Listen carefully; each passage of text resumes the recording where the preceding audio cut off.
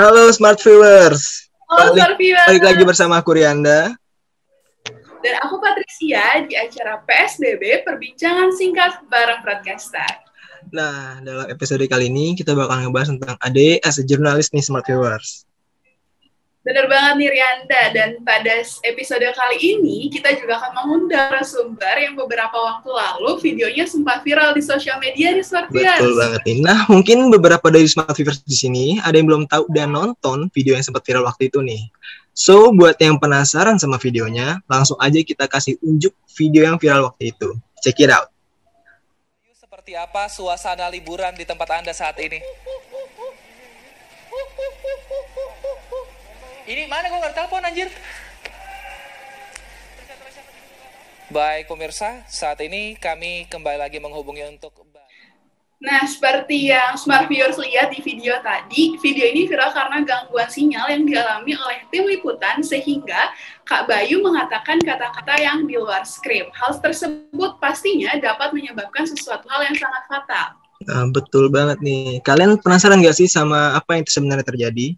Nanti kita akan tanya langsung sama Kak Bayu Pradana selaku reporter yang sedang liputan dalam video tersebut loh Smart Viewers. Sebelum kita sambut Kak Bayu, kita mau bacain profil singkat dari Kak Bayu dulu nih. Nah, Smart Viewers tahu nggak sih ternyata Kak Bayu Pradana merupakan lulusan dari Binus University dari jurusan Marketing Communication loh Smart Viewers. Dan sekarang ini Kak Bayu bekerja menjadi seorang reporter di salah satu TV nasional di Indonesia. Namun di sela-sela kesibukannya sebagai reporter, Kak Bayu sendiri juga pernah mengisi acara sebagai MC di GWS Main Camp dan juga sebagai MC di Graduation Binus University ke-55. Wah, dari profil singkatnya aja udah menarik banget ya. Kalau gitu, tanpa perlu berlama-lama lagi, langsung aja kita sambut narasumber kita yang keren banget, yaitu Kak Bayu Pradana. Halo Rianda, halo Patricia, halo Smart Viewers. Halo Kak Bayu, selamat malam Kak Bayu. Gimana nih Kak, kabarnya nih Kak? Alhamdulillah baik lahir dan batin. Semoga semua juga sehat ya. Alhamdulillah, semoga sehat. Semoga kakak juga lagi sehat-sehat datang ke sini ya Kak ya. Pasti harus sehat kita. Kalau boleh tahu, ini lagi apa nih Kak? Sekarang kebetulan hari ini lagi libur, jadi lagi nyantai aja. Biasanya kalau lagi libur, walaupun libur, tetap harus beraktivitas supaya, karena kan emang kalau liputan kan di luar dugaan ya aktivitasnya, jadi memang supaya badannya harus tetap terbiasa beraktivitas. Lagi ngopi-ngopi aja sih. Lagi nyantai-nyantai lah kayak, jadi kayak break. Harus diluangkan untuk Smart Viewers loh ini. Spesial banget ya berarti nih. Nah, Kak Bayu, pengen nanya nih Kak. Kak Bayu dulu kan seorang binusian ya Kak, dan ambil jurusan Marketing Communication. Boleh Kak diceritakan bagaimana awalnya ambil jurusan Marketing Communication dan sekarang bisa menjadi seorang jurnalis Kak? Oke, saya itu kuliah di Binus Marketing Communication. Fokusnya ke public relation, Sebenarnya kalau diceritain sih ini semua di luar rencana sih, karena waktu sekolahnya jurusannya bahasa, jadi ada beberapa plan sebelumnya. Salah satunya untuk di Binus itu sempat mau ambil sastra Inggris, tapi memang semuanya itu diskusi sama kakak. Dan ternyata surprisingly udah didaftarin dan dipilihin sama kakak yang mana juga Binusian. Tapi dia IT, terus tiba-tiba udah dipilihin semuanya. Setelah udah daftarin, pokoknya jadi nanya gitu kan. Jadi ambil apa gitu, public relation? Kaget dong. Tapi untungnya memang jatuh cinta sih sama dunia public relation dan komunikasi. Gitu. Tapi nggak taunya kayak di luar dugaan sedikit ya, kayak nggak tahu dari kakak terus udah dipilihin dia masuknya ke fakultas komunikasi nih kayak. Iya, tapi emang ternyata memang saling berkesinambungan juga sih, dari SMA bahasa terus juga kuliah ambil komunikasi public relation dan kerjaannya juga jadi jurnalis gitu. Memang berkaitan, walaupun memang biasanya kan kalau jurnalis itu dari jurnalistik gitu. Cuman masih ada beberapa ilmu yang diaplikasikan, bahkan ada banget sih ilmu-ilmu yang diaplikasikan di pekerjaan gitu, dari PR jadi jurnalis gitu. Dan mungkin Rianda dan Patricia, mungkin banyak banget nih dari kemarin tuh banyak banget yang nanya sama saya, kalau mau jadi jurnalis tuh harus kuliah jurnalistik nggak? Harus kuliah komunikasi nggak? Jawabannya sih enggak ya. Ternyata banyak banget teman-teman kita yang jadi jurnalis tuh ternyata kuliahnya bahkan ambil internal relation, lalu juga ada yang hukum, biologi, bahkan sampai kedokteran lo juga ada. Berarti ini kira-kira kayak minat dan bakatnya aja berarti kayak. Ya, sebenarnya ketika sudah jadi jurnalis akan belajar lagi semuanya sih. Kita memang menjadi jurnalis, being a journalist is about learning every day.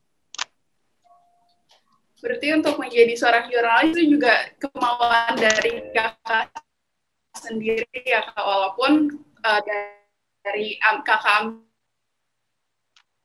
itu secara nggak sengaja.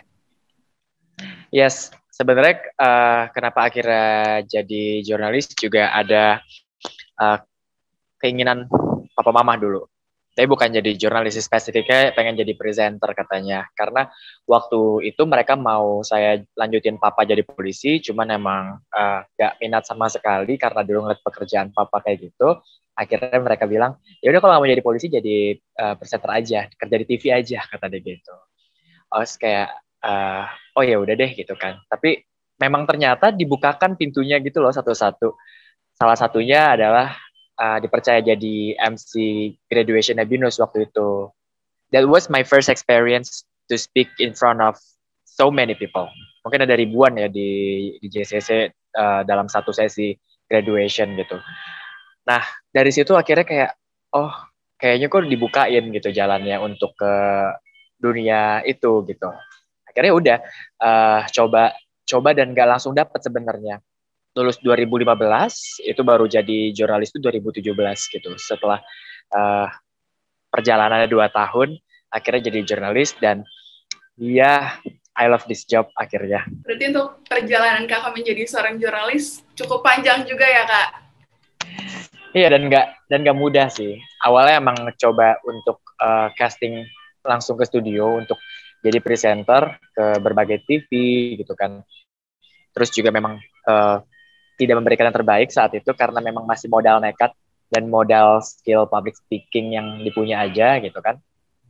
Akhirnya ya udah apply jadi reporter, terus ternyata dipanggil dan saya mikirnya kayak oh ya dengan basic public relation untuk kerja di media ya masuk aja dulu dan saya pikir untuk jadi presenter yang handal kita harus tahu juga the process dari berita tersebut gitu loh. Jadi juga ya dari 2017 ke 2021 ini banyak banget sih prosesnya dan mengerti gitu bahwa memang setiap jenis informasi yang kita sampaikan berbeda juga energi yang kita sampaikan gitu. Jadi yang kita sampaikan bukan cuman informasi ataupun data aja gitu setiap kita di depan kamera, tapi juga kita harus menyampaikan energinya gitu. Kalau beritanya sedih, kita harus menyampaikan energinya sedih gitu. Dan juga kalau misalkan memang features yang kita sampaikan harus excited kayak gitu. Jadi memang proses dan belajarnya panjang sih sampai 2021 ini masih belajar terus. Dengar-dengar juga nih kak video liputan kakak kan ada yang sempat viral ya kak.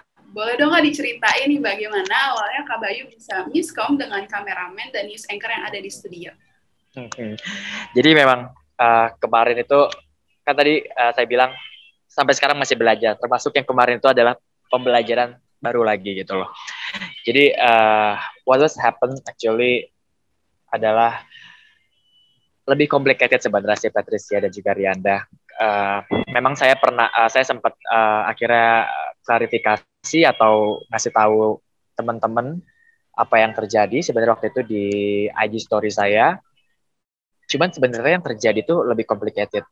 Kalau untuk pendeknya kita bilang itu adalah technical problem gitu loh. Cuman memang kita kan untuk melakukan live report itu kita berkomunikasi dengan banyak sekali pihak gitu loh.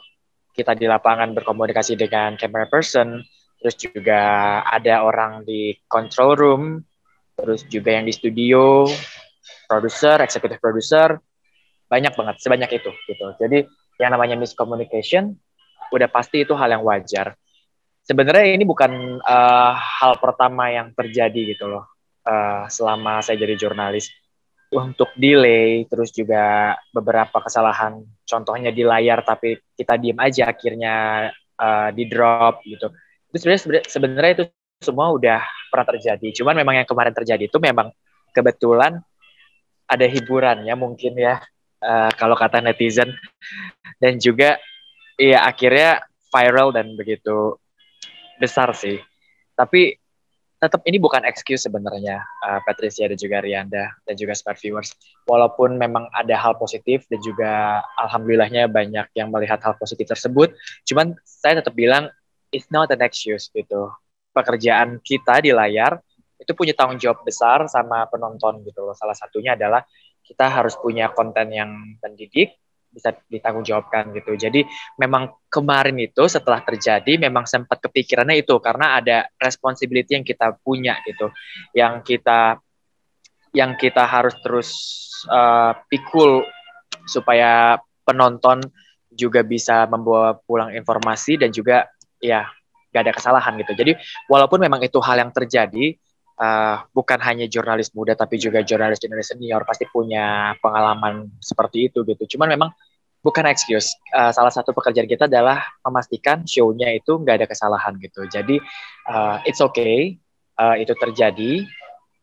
Segera memaafkan diri dan juga kembali on track dan tetap berusaha show-show berikutnya, beberapa live report berikutnya harus zero mistake kayak gitu. Dan apa sih yang terjadi sebenarnya waktu itu? Iya, technical problem iya, karena memang dari redaksi, dari produser itu sudah kasih tahu bahwa memang di lokasi tersebut sinyalnya agak susah. Jadi memang banyak banget teman-teman yang diminta live di lokasi tersebut itu akhirnya nggak bisa live karena sinyalnya ada gangguan gitu. Dan ternyata setelah kita briefing satu tim maunya live report seperti apa dan apa yang harus diantisipasi, akhirnya sinyalnya bagus gitu untuk di alat live kita, namanya live view. Itu bagus, tapi ternyata di luar dugaan sinyal yang jelek adalah di handphone saya.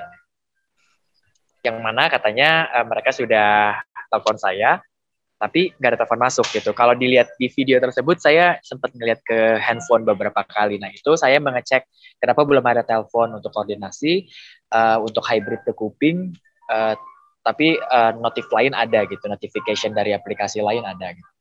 So memang akhirnya saya pikir masih ada waktu gitu loh untuk menyiapkan live report karena memang waktu itu diminta ada gimmick, kita diminta untuk kasih makan hewan tapi hewan di situ udah nggak bisa dikasih makan. Akhirnya rencananya adalah untuk membawa experience liburan di tempat tersebut melalui live report gitu loh. Jadi pengen ngajak pemirsa untuk melihat gimana sih keadaan di sana kayak gitu. Cuman ternyata yang tadi mau nunjukin lutungnya akhirnya naik. Nah, that's why ada suara wuwu itu. Gitu karena saya mau panggil lutungnya, mau mancing lutungnya untuk supaya at least ada ketangkap kamera gitu sebelum saya bawa kamera untuk moving menunjukin crowd di sana.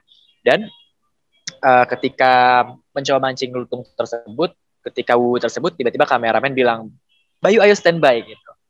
Standby itu bisa 3 menit, bisa 2 menit gitu. Tapi yang saya tahu itu muncul di plasma itu 10 second gitu, 10 second. Jadi that's why ketika dia bilang Bayu standby, saya nanya kenapa saya belum ditelepon gitu. Dan akhirnya setelah saya nanya gitu, tangan dia langsung 5 second. Makanya saya langsung oke, gak ada waktu lagi, langsung live report. Akhirnya kalau dilihat sebenarnya video fullnya itu ya, live reportnya tetap jalan gitu. Sebelum dipotong ya di media sosial, live reportnya tetap jalan. Akhirnya saya nggak bisa untuk moving, saya nggak berani untuk bikin gimmick. Ya udah yang penting datanya rapi segala macem. Dan ya nggak tahu waktu itu sebenarnya sampai ada kebocoran segitu banyaknya gitu. Baru tahu setelah live reportnya selesai. Akhirnya studio ngabarin kalau tadi ada bocor. Pas dicek, tedeng, panjang banget dan ya udah mulai deg-degan lagi karena ada responsibility tadi kan. Tapi ya kalau sama kantor terus komunikasi gitu apa yang terjadi di situ. Terus juga sebenarnya hari itu juga semakin sore semakin deres dari media sosial. Udah nggak bisa dibendung. Di hari kedua udah nyebrang sosial media, udah di Twitter, udah ada di TikTok, udah muncul di Google beberapa. Dan ya untungnya anak PR kan, jadi memang langsung antisipasi pas hari H itu sorenya pas sudah tahu kayak okay, something's not right here and it's getting bigger and bigger, so I have to do something. That's why saya buat klarifikasi sih, at least untuk ya sedikit meluruskan, walaupun juga masih banyak yang belum paham apa yang terjadi gitu. Cukup unik juga berarti ya Kak. Jadi kayak dari miskomunikasi bisa jadi mungkin bisa dibilang sempat viral juga di TikTok atau bahkan di Instagram waktu itu. Dan juga di sini nih Kak, biasanya menurut Kak Bayu nih, cara buat ngatasin kesalahan lagi liputan lapangan atau bahkan lagi jaga stabil mood saat liputan tuh gimana nih Kak? Mungkin buat Smart Viewers sini ada yang penasaran nih Kak. Oke. Mungkin yang ini dulu ya, mengatasi kesalahan dulu ya. Karena kan tadi saya bilang sering banget, nggak sering banget sih, cuman ya ini bukan hal yang jarang sebenarnya terjadi gitu loh. Walaupun tetap nggak dibenerin, tapi tetap ada beberapa hal yang harus dilakukan adalah persiapan sebenarnya. Persiapan dari diri kita gitu, kita udah ready belum? Inside and outside. Jadi appearance-nya udah ready untuk on cam, terus juga data udah ada di otak kita. Ketika materi udah oke, appearance kita udah oke, kita ready untuk doing live report. Berikutnya adalah komunikasi ke tim di lapangan, briefing, planningnya seperti apa mau live gitu. Apakah mau live still berdiri aja lihat ke kamera, atau memang ada hal-hal lain misalkan moving, nunjukin ke arah belakang atau seperti apa supaya nanti bisa koordinasi saat show-nya berlangsung. Terus juga kita harus koordinasi sama kantor, sama TV station. Kalau ada narasumber di saat kita live itu interaktif, kita harus bilang nanti kita live-nya ada interaktif ya, gitu. Nanti live-nya moving ya. Terus juga keep updated. Berapa menit lagi nanti live-nya kayak gitu-gitu.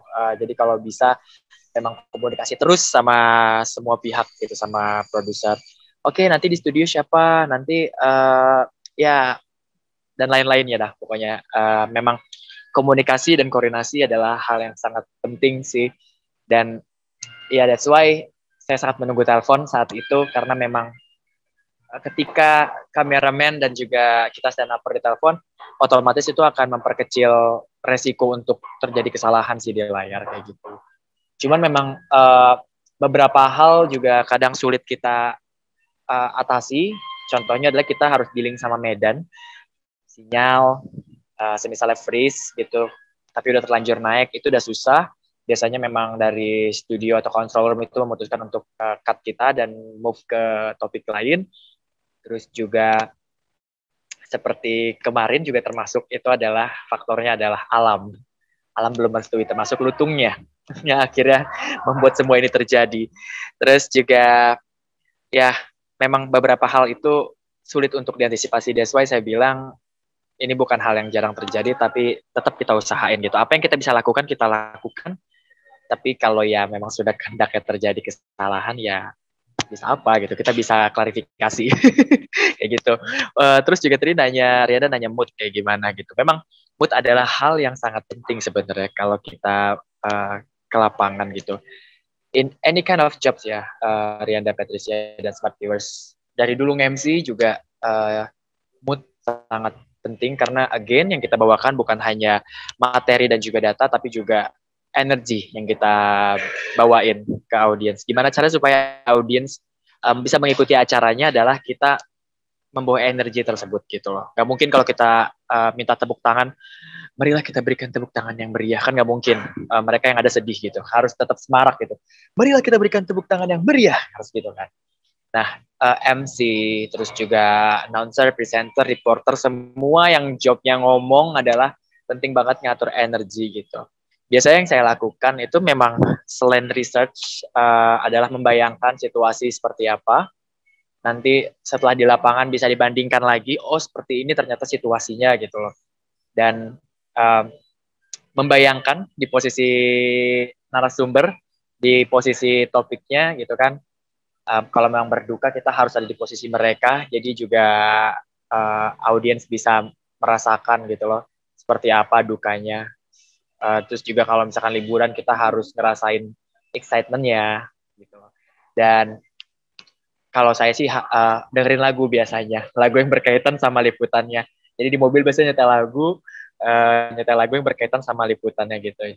Dan ya harus tetap happy sih jalaninnya, sama tim juga harus tetap happy gitu. Gak boleh bete-bete, terus juga gak boleh usahain ketika udah mau on cam jangan ngantuk gitu, karena memang semua itu harus dilepas ketika kita on cam gitu. Ketika kita on cam ya mood kita, energi kita harus sesuai sama materi dan juga data atau tema yang harus kita bawakan gitu sih. Berarti banyak banget ya Kak tantangan dan persiapan juga yang harus kita siapkan sebelum liputan di lapangan itu ya Kak. Indeed. Dan memang tiap jenis liputan berbeda juga persiapannya gitu. Kalau misalkan liputannya persidangan, ya berbeda dengan liputan features, pastinya berbeda juga dengan liputan bencana, berbeda lagi liputan demo. Semua punya persiapan masing-masing sih.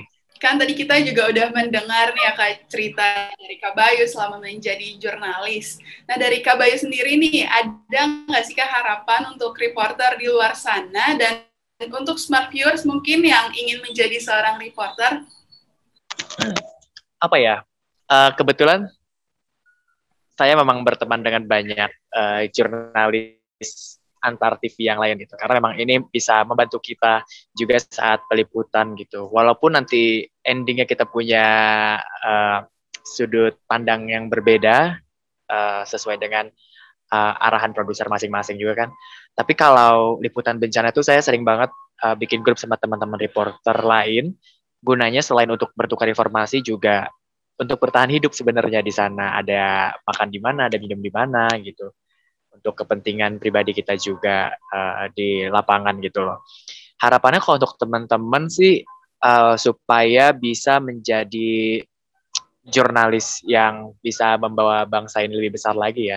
Karena kita yang punya kesempatan untuk menulis, menyaksikan, bahkan merasakan perjalanan bangsa ini salah satu yang terdepan gitu loh.